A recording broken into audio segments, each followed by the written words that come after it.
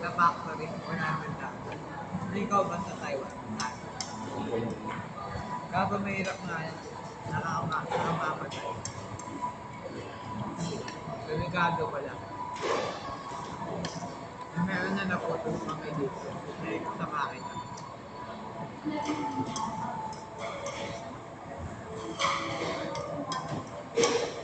Tawag yan. Dirty job daw. Pero hindi naman madumi na.